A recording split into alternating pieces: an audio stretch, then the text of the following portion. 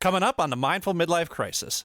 And remember, anxiety itself is not bad. We all feel it, and it can actually be purposeful. It can keep us vigilant, it can keep us safe, observant, or concerned for others. But when feelings of worry become overwhelming or excessive or debilitating, we experience unhealthy consequences, which is why it's important to understand our relationship with anxiety.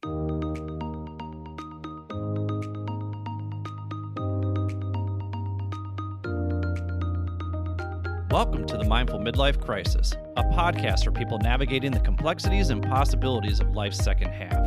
I'm your host, Billy Lahr, an educator, personal trainer, meditation teacher, and overthinker who talks to experts who specialize in social and emotional learning, mindfulness, physical and emotional wellness, cultural awareness, finances, communication, relationships, dating, and parenting, all in an effort to help us better reflect, learn, and grow so we can live a more purpose-filled life.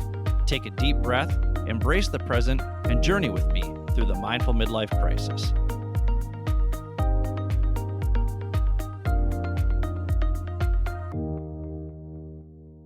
Welcome to the Mindful Midlife Crisis. I'm your host, Billy Lahr. Thank you for tuning in wherever you are.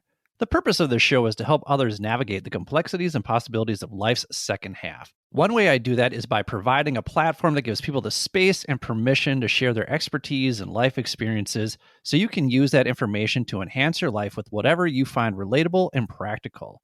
I also share how cultivating my own daily mindfulness practice over the last 10 years has helped me navigate the trials, tribulations, and successes of my own midlife crisis.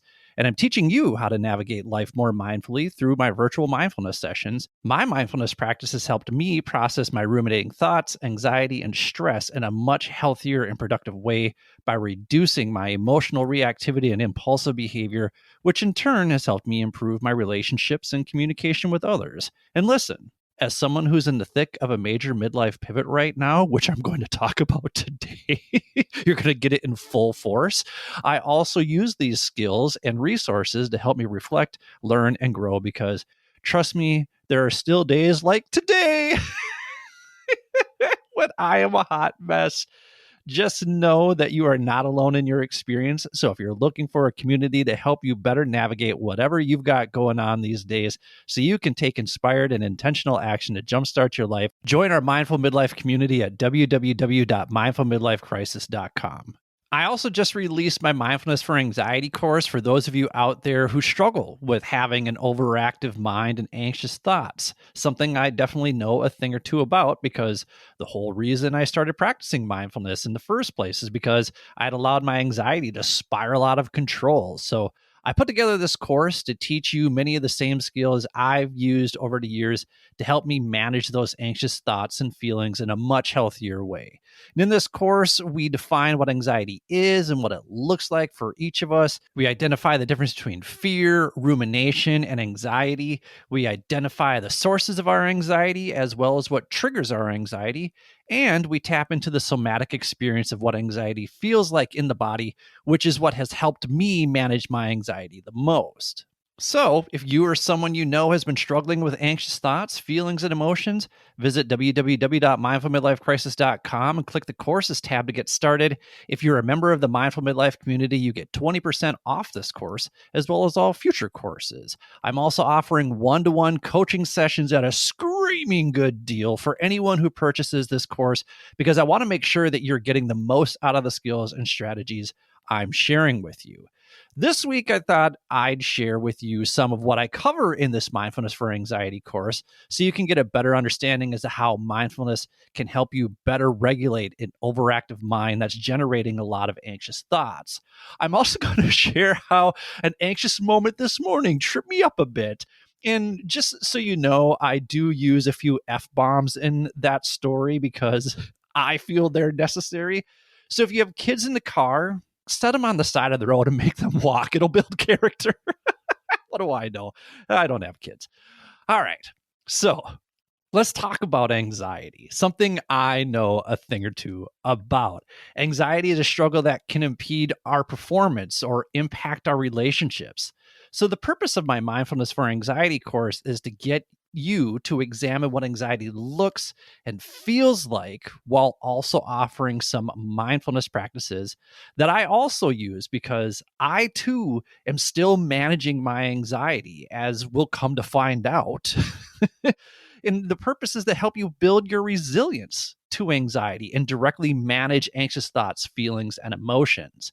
Now, according to the National Institute of Health, 31% of US adults will have some experience with an anxiety disorder at some point in their lifetime. And I'm in that 31%.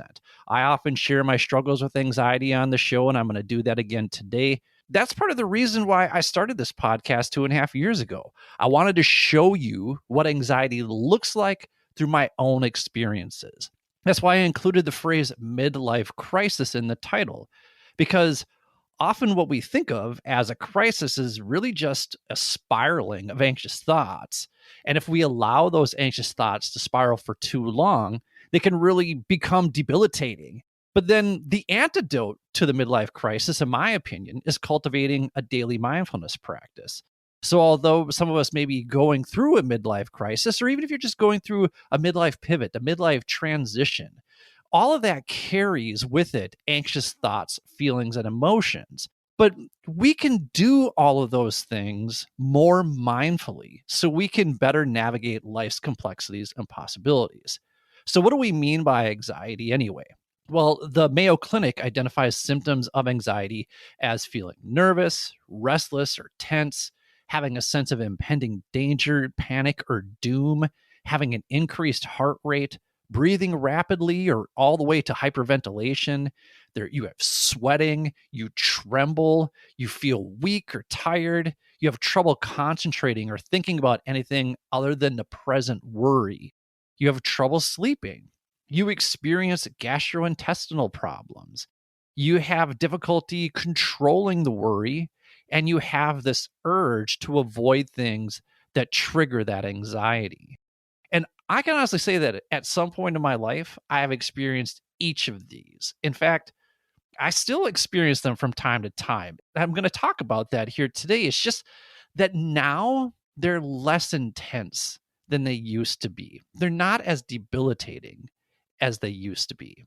So to give you kind of a overarching glimpse of what my anxiety looked like to others, I dug up this hilarious analysis that my best friend, who's a forensic neuropsychologist, wrote for his students way back in the day to discuss and diagnose back when he taught a psychology course. So this is like circa 2010, which is actually 2 years before I hit my own personal rock bottom. But the accuracy of this analysis still makes me laugh, but it also provides me with some perspective about how others saw and were affected by my anxiety. So here we go. Billy is a 32-year-old high school teacher. Billy is a very particular person who is always organized and goal-oriented. Billy is punctual, neat, and generally completes his work ahead of schedule. Billy becomes annoyed or irritated quickly and becomes stressed when others are late or fail to take things as seriously as he does. Now, let me just pause there for a second. In my defense, my best friend is late to everything, which is like, I just think rude and inconsiderate of others. And I honestly feel like he does this intentionally when I'm involved in any of our plans together, because I feel like he's trying to cure me of my anxiety through exposure therapy.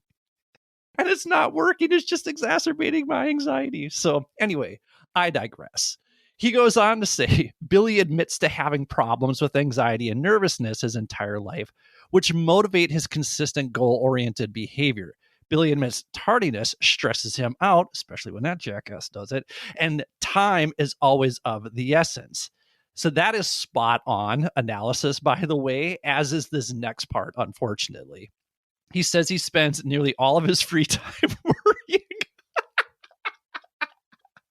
But the event causing him worry can be anything from his classwork, impending dinner plans, traffic, or last minute changes to his schedule. Please discuss Billy's possible diagnosis and rule out other disorders that could be considered for him.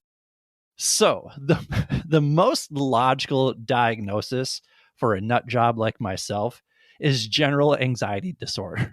GAD, which the Mayo Clinic defines as persistent and excessive anxiety and worry about activities or events, even ordinary routine issues, and the worry is out of proportion to the actual circumstance. It's difficult to control, and it affects how the person feels physically as well. And these excessive anxious thoughts often occur along with other anxiety disorders or depression. And you know what? Wouldn't you know, in 2012 and 2013, when my anxiety had hit its peak, I was fully experiencing depression to the point that it had manifested itself into suicidal ideation. And when I finally shared this with my best friend, he basically said, if you're having these kind of thoughts, you need to schedule an appointment with a therapist immediately. So this is where I'm going to plug BetterHelp. I use BetterHelp, and it's been so beneficial in helping me reframe some of my anxious thoughts in conjunction with my mindfulness practice.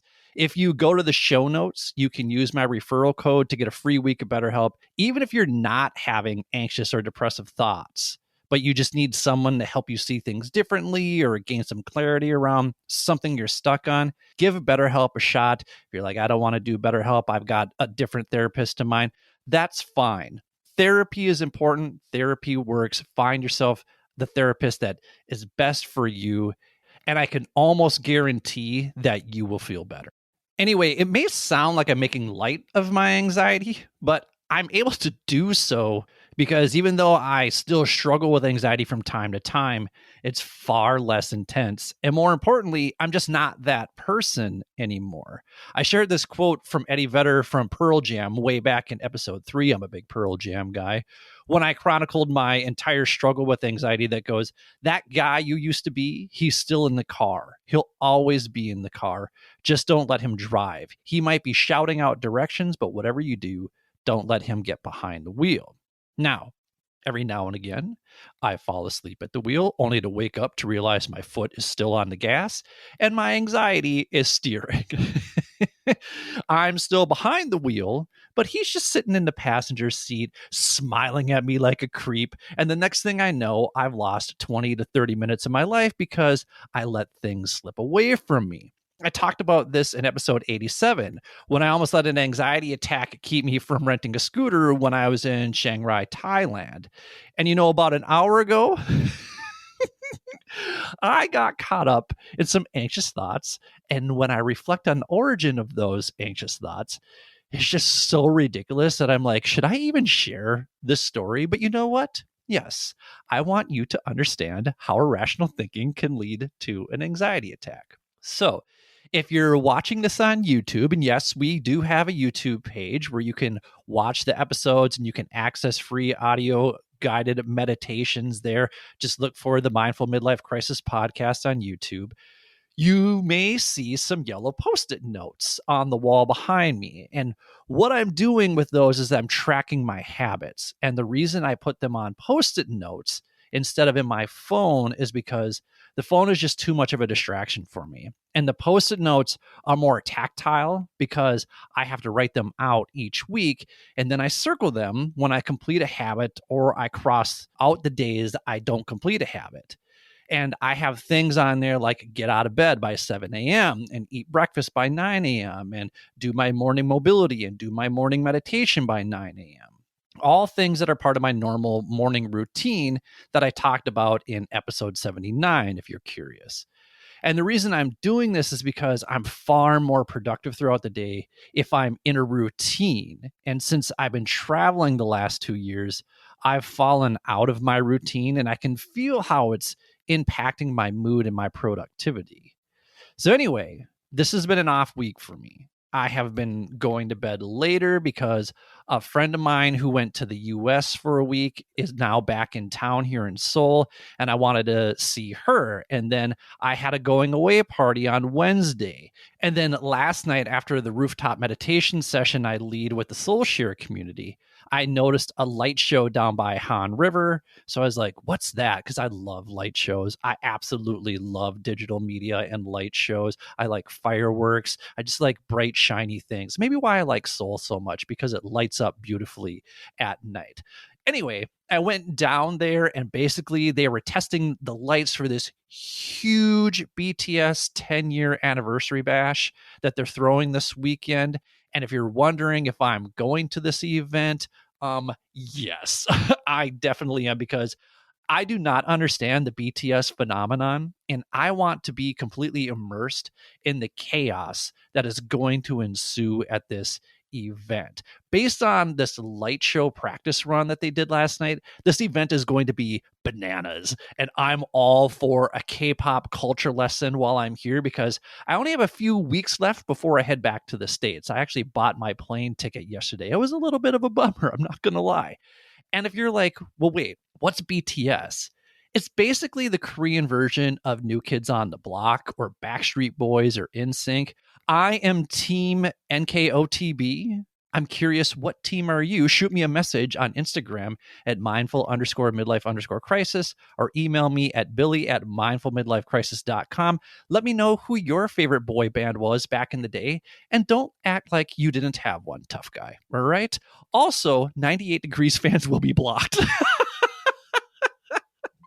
Anyway, if you're paying close attention to what I've been talking about, I've now identified two key thoughts that are percolating in my brain. First, this is an off week for me when it comes to my habits. And as someone who has perfectionist tendencies, I'm just a little bit disappointed in myself. Secondly, I just bought my return ticket, which means a transition is coming up. And when I get back to Minnesota, there's all sorts of uncertainty. Luckily, I have a place to stay for 2 months when I get back, and I'm working out the details for another place to stay in the fall. But I'm committed to being in Minnesota until Thanksgiving in the hopes that I'll be in a position where I can head out again. But of course, that's always a lingering thought in the back of my mind. And I talked about this in length already at episode 96, if you want to check that out. But we're not even at the pivotal moment where I was paralyzed by my anxious thoughts. And now here's where we get to just dive into what irrational thoughts can be like for someone who has an anxious mind like I do. So I've been recording my morning mobility and meditation as a time lapse and posting it to my Mindful Midlife Crisis Instagram page, which if you're not following, head on over there and click follow, especially if you're looking for a morning mobility routine. I've got one there for you. Anyway, I could feel these anxious thoughts bubbling up. So I thought maybe I'll do an Instagram live instead of a time lapse, because I just need to get these thoughts out of my head. But then I couldn't decide which one to do. Should I do a time lapse and just post it in my stories? Or should I do this Instagram live? And then I started beating myself up because I was being so indecisive, which led to some real self-defeatist language that I was directing towards myself. And then I started having all these desperate thoughts around, like, what the hell am I going to do when I get back to Minnesota? How am I going to make money? Where am I going to, all of these things just started popping up into my head. Where can I cut back on costs? And I just started thinking about how much work the podcast is and how much work starting a coaching business is and how much of a loser I am, and blah, blah, blah. And all of this originated from trying to determine how I was going to video record the stupid mobility routine. So finally, after seriously 20 to 30 minutes of ruminating on this thought, I was just like, you know what? Fuck it. And I did the mobility routine without even recording it. And what do you know? The act of taking action is what helped me push through my anxiety. Just like that situation with the scooter in Thailand, I had to lean into the anxiety for a little while. I had to experience the anxiety for a while.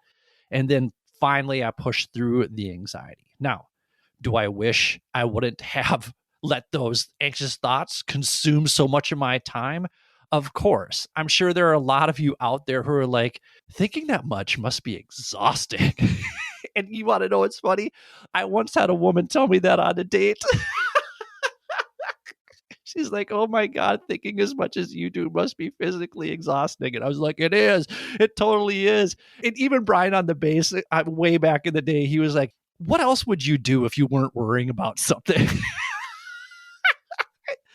And listen, I'm not claiming to be the embodiment of a mindful person, but what I am is a guy who struggles with anxiety, who uses mindfulness to manage these thoughts in a much healthier way than he used to. And as I look back on where I was mentally and emotionally 10 years ago, I can take a step back, take a deep inhale, allow myself to feel those emotions, and then slowly and evenly exhale. And then going back to this metaphor of me driving the car, I can watch those memories get smaller and smaller in my rearview mirror. And that guy I used to be might be kicking and screaming still in the passenger seat or the back seat of that car, saying things like, go back, you forgot something, I can still see it. But one of the most valuable lessons I stress in this Mindfulness for Anxiety course is that we are not our thoughts. Thoughts come and go, but if we hang on to them and twist and turn them into something more than what they are, like I was doing this morning, rather than seeing them as just impermanent thoughts, we drag around this excess baggage in the trunk of our car that weighs us down and prevents us from running more efficiently if we don't have the tools to tune up an overactive mind. So, although those anxious thoughts tripped me up this morning, here's how I managed that situation. Yes, I lost 20 to 30 minutes of my time, but I finally just said, fuck it, and went through my mobility routine because at the end of the day, the recording was what was stressing me out for some irrational reason. And now here I am using that experience as an example of how anxious thoughts get in our way, but how we can extend compassion to ourselves when that happens. I'm no longer beating myself up over having those anxious thoughts. Instead, I'm laughing about it and I'm sharing it with you in the hopes that you take away something of value that isn't, holy shit, this guy's nuts. And for me, mindfulness has been the most effective tool when it comes to managing anxious thoughts when they appear. And there's research out there that supports this as well, indicating that practicing mindfulness can reduce anxiety by helping individuals observe their thoughts and emotions without becoming overwhelmed by them, by instead fostering a sense of acceptance and detachment from anxious thoughts.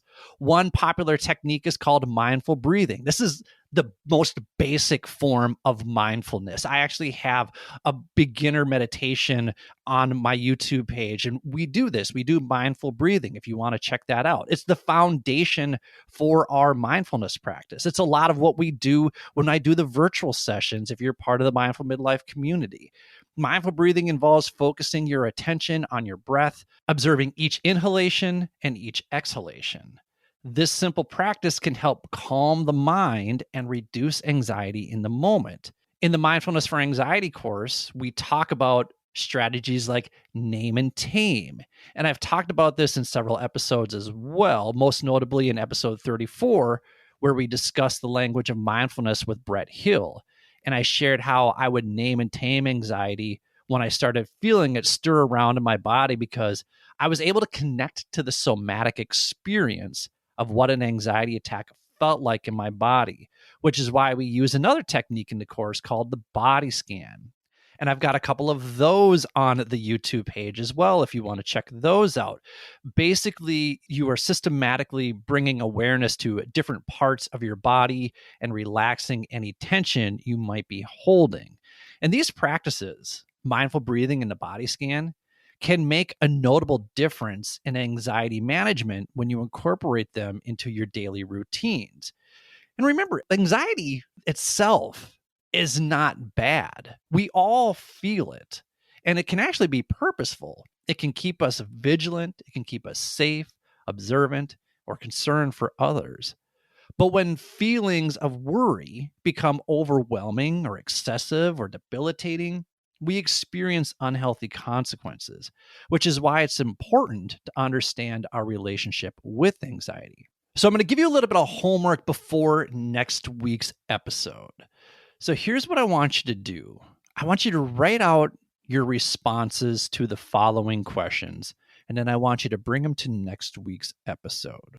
So, what thoughts, feelings, emotions, and physical sensations do you associate with anxiety? Have those thoughts, emotions, feelings, and sensations changed over time? How do others in your life experience and manage anxiety? How do they experience your anxiety? What impact does your anxiety have on them?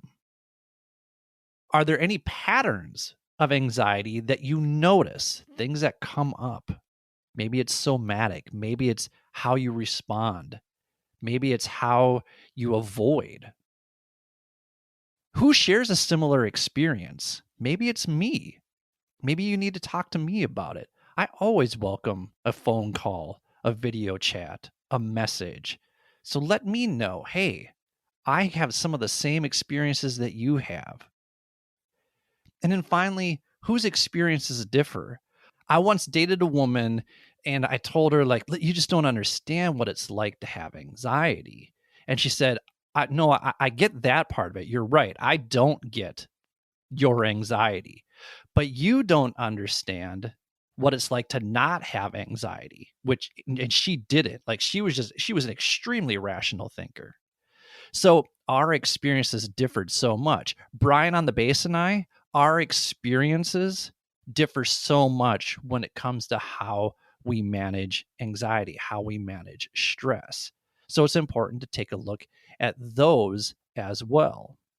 If you'd like to process these questions with me, let's set up a free call sometime to go over your responses. You can schedule a call by clicking on the link in the show notes. If you're ready to take the next step, join our Mindful Midlife community for access to our weekly virtual meditation sessions, as well as 20% off all programs, including Mindfulness for Anxiety. Don't forget that you'll receive 50% off your first month of one-to-one coaching when you sign up for my Mindfulness for Anxiety course. Just go to www.mindfulmidlifecrisis.com and look under courses for more details. And remember, progress isn't linear. Our growth looks more like the stock market. Some days we're up, some days we're down, and we may not reap the benefits for a while. But if we play the long game and stay consistent, disciplined, and patient, you'll see that the stock market always bounces back, and so can you. If this episode inspired you to take a deeper look at your relationship with anxiety, please do me a favor and subscribe to the show wherever you get your podcasts. I would also greatly appreciate it if you would share this episode with the people in your life who may find some value in what I shared today.